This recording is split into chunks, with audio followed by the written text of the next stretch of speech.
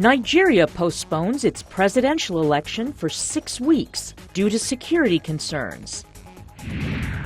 The tumbling value of local currencies is threatening a debt crisis in sub-Saharan Africa. And daring, plunging, and a look at some of the most eye-popping red carpet fashion at the Grammys. Africa 54 starts right now. Hello and welcome. I'm Vincent McCory. This is Africa 54. First tonight, Nigeria is postponing its February 14th presidential election for 6 weeks due to concerns over security because of the Boko Haram insurgency. If the security of personnel, voters, election observers, and election materials cannot be guaranteed, the life of innocent young men and women, as well as prospects for free, fair, credible and peaceful elections would be greatly jeopardized. Boko Haram now controls large parts of northeastern Nigeria. Experts say conducting a peaceful vote in those areas would likely be impossible. President Goodluck Jonathan's re-election campaign has been peppered with criticism because of his failure to rein in violence from extremists and rescue more than 200 schoolgirls kidnapped by militants.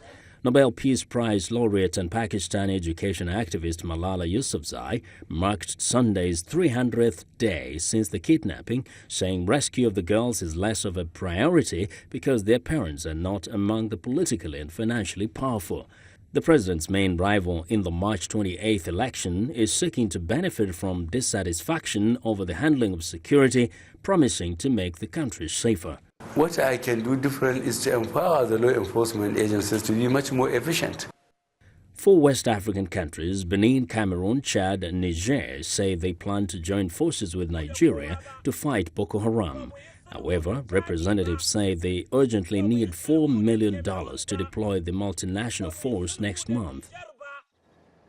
Well, for more on the reactions and implications of the postponement of the Nigerian elections, I'm joined live via Skype from Nigeria's capital, Abuja, by VOA's West Africa correspondent.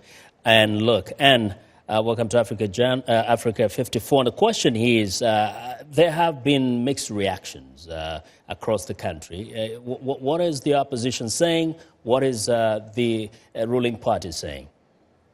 Yeah, I mean, in all, I think voters in general are pretty disappointed. It's pretty unfortunate. They're a bit worried. This has definitely raised anxieties. Will the extra time lead to heightened tensions? Will the extra time lead to perhaps irregularities? It's disappointment mixed with a little bit of anxiety, I'd say. In terms of the political class, I mean, the opposition supporters I've spoken to, they are, it's regretful, but they are pretty confident. They tell me, oh, no, it doesn't matter. It doesn't matter. We can vote now. We can vote in 6 weeks. It doesn't matter. We're going to win. The PDP, I hear, in general, is pretty is happy about the postponement. And just overall, too, the opinions we've gotten are that people are a little skeptical about whether or not 6 weeks is all it's going to take to deal with the security situation in the Northeast. People are a little skeptical that was really all that was behind this. People are seeing a little bit of political motivation here, given the recent polling, given concerns that, the PDP and APC were running neck and neck. So maybe this gives the PDP a little extra time to campaign, a little extra time to try and get its message across to voters. But The question is, we sometimes forget about the people who actually reside in this northeastern states of Nigeria. What are we hearing from there? What did they favor, the population? That part of the country is seen as what we're hearing from them.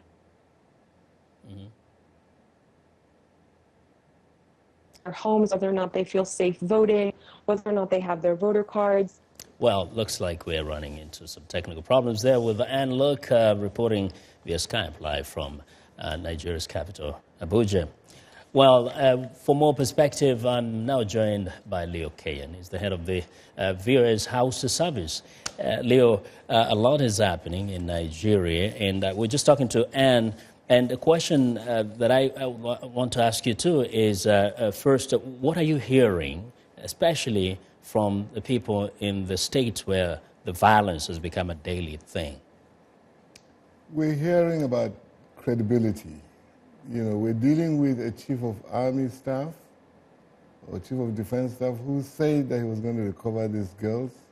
It never happened. He said he was going to end Boko Haram. It never happened. We're hearing people being skeptical about his capacity to do anything different.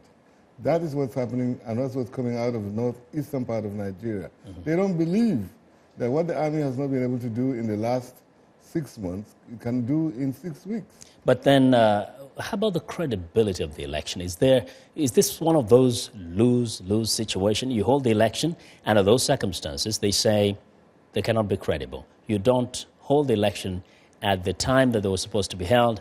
Again, there are questions raised. Yeah, there are constitutional issues here, Vincent. The fact is that the army, is supposed to take on the insurgency, but it is not directly involved in the conduct of elections. That is the duty, the responsibility, the constitutional responsibility of the police. So these two issues have to be looked at together. The police is ready to conduct the elections. The army is saying the country is not safe enough because of those 3 states. Mm-hmm. So, the issue is where are we going to go from here? Are they going to be able to contain Boko Haram within those months? Did they release, has the government released any plan that would give confidence to people that within those 6 weeks something will change? Not other than what Chris Olukolade has said, which is to say that the Nigerian military are now re-strategizing along with Niger, Chad, and Cameroon in a new offensive to take on Boko Haram. Well, that itself is not a clear picture. So we'll see what happens from here. In terms of the gains and losses, who stands to gain more from this postponement? Well, the Nigerian politics is such that those in government normally use government money to campaign. So obviously the APC loses in terms of finances, but morally speaking and psychologically speaking, you will find that the APC are more bent on re-strategizing to win this election better than they even thought from the beginning, because they feel offended at this time, and I think this has only recharged their thinking to go forward. Buhari, the opposition leader, Muhammadu Buhari himself, feels that the election shouldn't have been postponed, but for some, in fact, the situation in the Northeast affects him more negatively. A chaotic and insecure Northeast actually does him not so much good. Let's look at this, Vincent. He goes on to say that his supporters should remain calm and they should not go violent. They should take their time. There's no problem about this postponement. They are going to win the election. I think that pays a lot of dividends to him and to his supporters. For the first time, we hear Nigerians singing peace, peace, peace. In the past, this thing would have led to a violent demonstration that would have invited the military, and then there would be a coup or something like that. But that's not taking place at this time. So we are very, very sure that this election is going to take place in 6 weeks. Now, the other question people have been asking is, was this solely the decision of INEC, or was there someone who nudged INEC and said, let's postpone this election? Well, you know from there's no credible polling in Nigeria. Yeah. What you have in Nigeria is actually the turnout at the rallies. They've been very massive in terms of Buhari's attendance, whereas in the case of Goodluck Jonathan, you find stadia with spaces and people moving around freely. That is an indication of what's supposed to happen. If those people go home and instruct their people to vote, then something is happening. So some people are suspicious that actually this is not entirely the electoral body's decision. Well, whatever it is, Jega has put out very cogent reasons. Yeah. You cannot conduct an election when your security agencies are saying that they cannot guarantee the safety of the materials, the staffers, and the polling units. What's going to happen, and we don't have the way to know this, but if in 6 weeks we still have chaos, we have insecurity in the Northeast? Well, the army would have to tell us what they think. It's a very dicey situation. Very dicey. All right, Leo, thank you very much. Yeah, thanks a lot. Yes. Well, Leo Kane is the head of the VOA's House Service. Turning to another issue, the tumbling value of local currencies is threatening a debt crisis in sub-Saharan Africa. Well, this warning comes as Nigeria, Ghana and others face a combined extra bill of $11 billion. Here's more from Reuters' David Pollard. Debt crisis. It's a phrase Europe has made its own in recent history. Could it be Africa's turn next? The risk of default on government debt in sub-Saharan Africa is growing. Many countries are borrowing simply too much relative to the size of their economies. But secondly, governments are also borrowing in US dollars. In the last year, many African currencies have depreciated very sharply against the dollar, and that means the value of that debt in local currencies has grown. And how? Judith Tyson's report for leading think tank the Overseas Development Institute says African nations face extra currency costs for their debt of nearly $11 billion. That's around 1.1% of the sub-Saharan region's GDP. And a huge extra burden in comparison to a total debt stock estimated at $18 billion. Nigeria could top the anxiety list. Its currency, the naira, made double-digit losses against the dollar last year, and despite multiple central bank interventions, is still tumbling to new lows. Economic problems there are mainly summed up in one word: oil. The halving of the price of crude crippling Nigeria's earnings.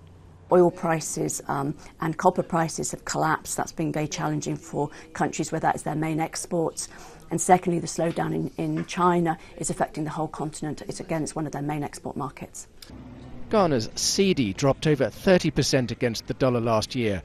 It struggles to bring fiscal deficits under control, forcing it to seek IMF help. There are other catalysts too. A massive surge of foreign funds pursuing the African growth story and frittering by cash-rich economies. Mozambique borrowed $850 million through the international bond markets. Their stated purpose for those funds was to develop their fishing industry. Obviously, in terms of economic growth, that's a very positive story. But in fact, it was widely rumoured that they spent it on military gunboats. A debt crisis isn't inevitable, says the ODI, but if it happens, just think it says of homes lost in the US, Asian food shortages and the Eurozone's massive unemployment problem to see the damage done by previous crises. We want to know what you think about Africa 54 and the stories we covered. Join the conversation on Facebook. The address is Africa54, and check out our headlines 24/7 on voaafrica.com. Coming up, will a renewed international push for peace in Ukraine bear fruit? Stay with us.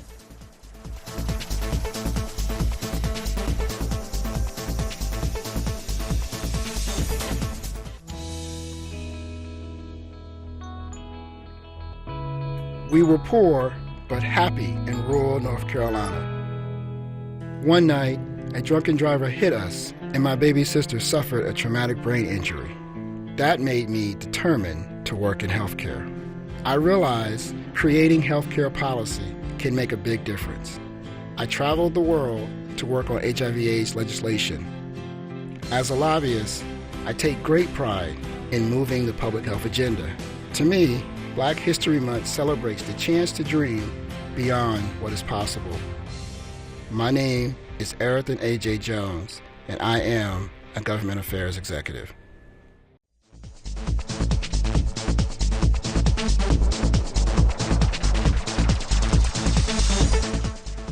What the United Nations says key political factions in Yemen, including a Shia militia that seized control of the Sana'a government last week, have agreed to resume talks Monday aimed at resolving the political crisis. UN envoy Jamal Ben Omar announced the new talks Sunday, 2 days after Houthi fighters dissolved parliament and created an interim government to fill the power vacuum left by the oust of Western-backed President Abdurrabbu Mansour Hadi. The United Nations has renewed its commitment following the recent developments and within the efforts it exerts to facilitate a dialogue and an agreement in order to complete the transitional period set out by the Gulf Initiative and the outcomes of the National Dialogue Conference and the Peace and Partnership Agreement.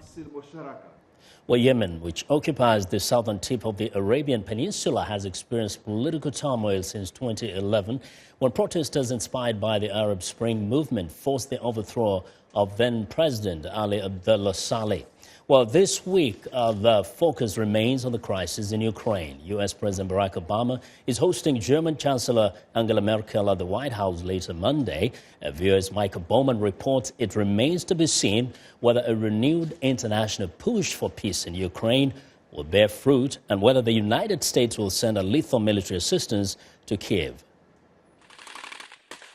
As Ukrainian forces battle pro-Russian rebels, the leaders of Russia, France, Ukraine, and Germany spoke by telephone to discuss a Franco-German plan to revive a shattered peace effort.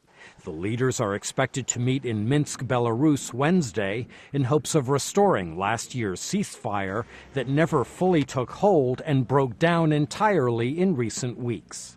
At a security conference in Munich, Secretary of State John Kerry said the United States and its allies are united in backing Ukraine. We will stand together in support of Ukraine and in defense of the common understanding that international borders cannot be changed by force in Europe or anywhere else. Other officials stressed the need for dialogue. Germany's foreign minister said, quote, permanent security in Europe can only come with Russia, not against Russia, while France's foreign minister said, quote, nobody wants to get trapped in a raging war that is in no one's interest. Kerry denied any split between the United States and its major allies on Ukraine. I keep hearing people trying to create one. We are united. We are working closely together. We all agree that this challenge will not end through military force. We are united in our diplomacy. But the longer that it takes, the more the off-ramps are avoided, the more we will be forced to raise the costs on Russia and its proxies. The time has come to back up such words with concrete actions, according to Republican U.S. Senator John McCain, who says Russian President Vladimir Putin, quote, wants to dominate Ukraine. Some say Ukraine cannot defeat Russia militarily. That's the wrong question. The right question is, if we help Ukrainians increase the military cost to the Russian forces that have invaded their country, how long can Putin sustain a war that he tells his people is not happening? That's why we must provide defensive arms to Ukraine. So far, the Obama administration has neither committed to nor ruled out lethal military assistance to Ukraine, an option that, to date, has public backing only in Washington and Kyiv. Michael Bowman, VOA News, Washington. Well, in the last decade, Indonesia's strategy to combat terrorism through police action and criminal prosecution and not military means has been successful. But VOA's Brian Padden reports there is growing concern that the rise of the Islamic State in Syria and Iraq could reignite radical movements in the world's largest Muslim majority country. At the Al Hikam boarding school located outside Jakarta, young Indonesian men are learning to counter radical Islamic ideology with moderate Muslim teachings. The director of this government-funded program, Arif Zamhari, says these newly trained religious scholars will be sent out to speak in mosques across the country. We spread a virus of peaceful Islam to community here. The problem here, because the loudest voice are from the radical, so our moderate groups never speak out. The last major terrorist attack in Indonesia, the bombing of 2 hotels in Jakarta, occurred in 2009. That marked the end of nearly a decade of deadly plots by Jemaah Islamiyah and other Southeast Asian militants affiliated with Al-Qaeda. The government was able to curb the terrorist threat in Indonesia by capturing, not killing, terrorist leaders like Muslim cleric Abu Bakar Bashir. The trials helped turn public opinion against violent militants.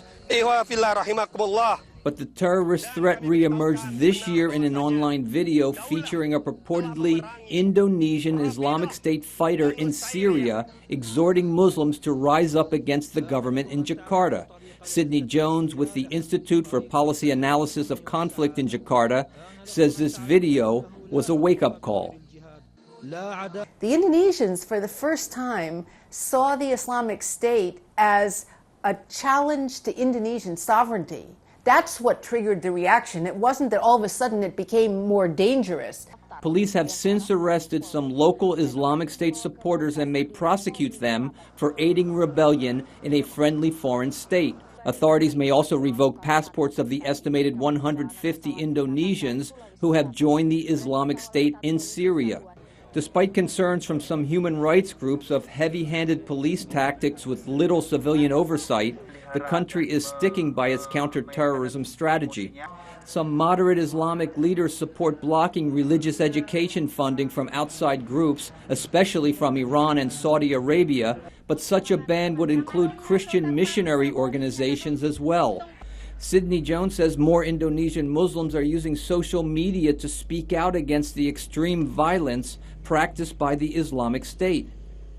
One of the interesting things about the emergence of the Islamic State is how horrified most mainstream Muslims are in Indonesia. The new threat has reminded many Indonesians that despite nearly 5 years without a major attack, their own war against terrorism is not over. Brian Padden, VOA News, Jakarta. Well, it's time now for a short break. Still to come on Africa 54, Grammys, fashion, the red carpet, raves and rejects. We'll be right back.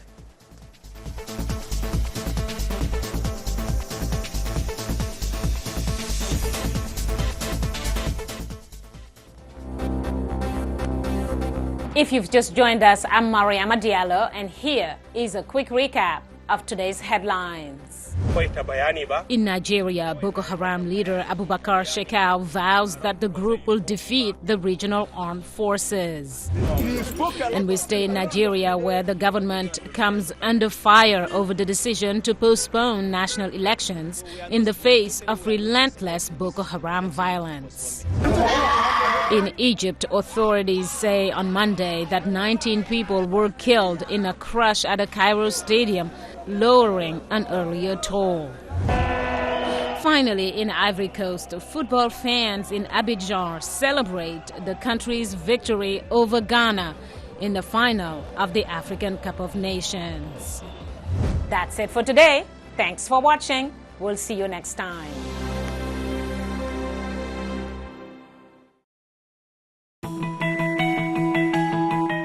Hockey's my passion, but it's not always easy standing out on the ice. I credit my parents with giving me the discipline and confidence to follow my dream. I became the first black official for the National Hockey League. To me, Black History Month celebrates sacrifices like my father made to give our multicultural family a better life. My name is Jay Shares, and I'm an official for the National Hockey League.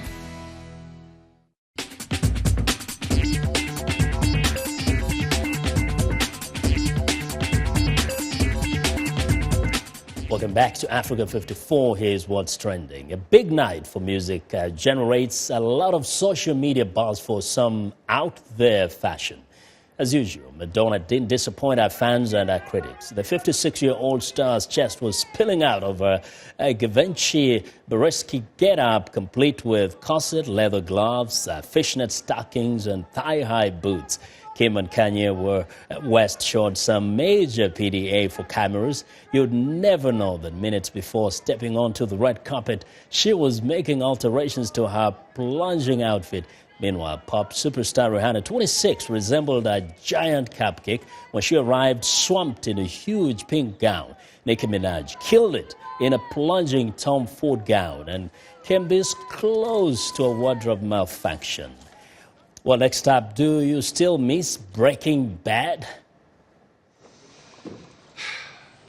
You have meddled with the primal forces of nature, Mr. Hamlin, and I won't have it. Well, Walter White and his blue meth aren't coming back. But would you settle for a show about his fast-talking lawyer Better Call Saul, which premiered Sunday, focuses on the early life of criminal lawyer Saul Goodman when he was struggling lawyer Jimmy McGill 6 years before the events of Breaking Bad. And the critics have already gone wild. Some are saying that the Breaking Bad spin-off is even better than version 1.0.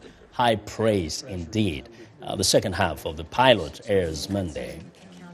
And finally, Kim Kardashian's West's father is in the news again. Police say former Olympic gold medalist and reality TV star Bruce Jenner was involved this weekend in a highway crash in Southern California that left another person dead. Jenner declined medical treatment at the scene. The 65-year-old former track star made headlines earlier this week when People magazine reported that he had told family members that he planned to become a woman. Police didn't say whether Jenner was driving, the one driving of the three vehicles, or if he was simply a passenger in the crash. And that is what's trending.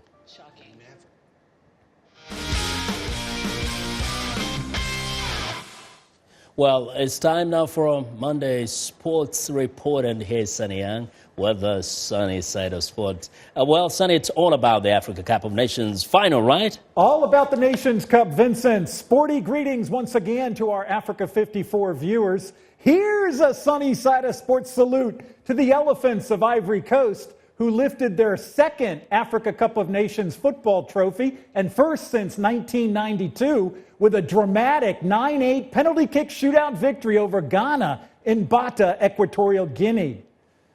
The Ghanaian and Ivory Coast fans saw 120 minutes of scoreless football before the shootout. The hero for Ivory Coast was goalkeeper Boubacar Berry, who we see in the blue.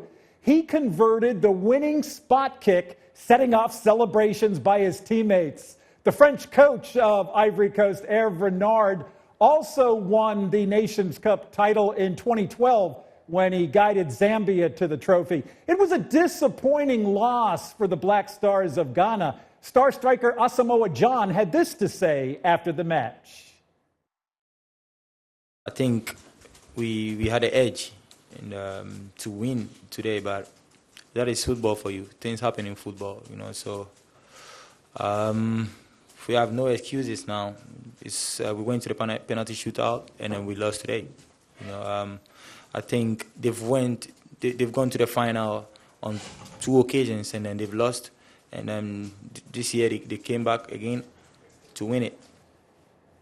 Once again, the winner of the 2015 Africa Cup of Nations football title, the Elephants of Ivory Coast. I'm VOA Sunny Young, and that's the sunny side of sports. Vincent? Well, thanks a lot, Sunny. And that's our show for today. Thanks a lot for watching. Have a good night.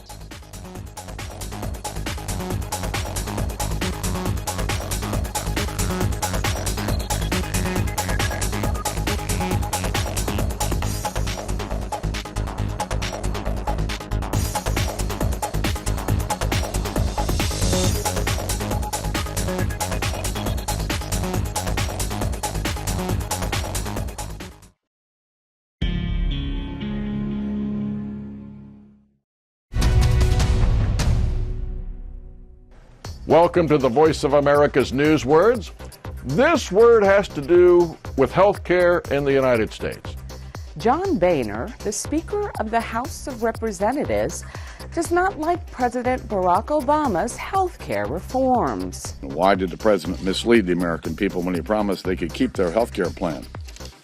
Why is Obamacare forcing Americans to lose access to the doctors they like? The Affordable Care Act, often called Obamacare, is the president's program to provide health care for Americans.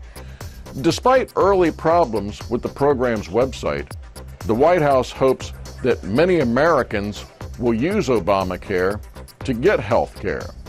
Now, when you hear the word Obamacare, you will know what this news word means.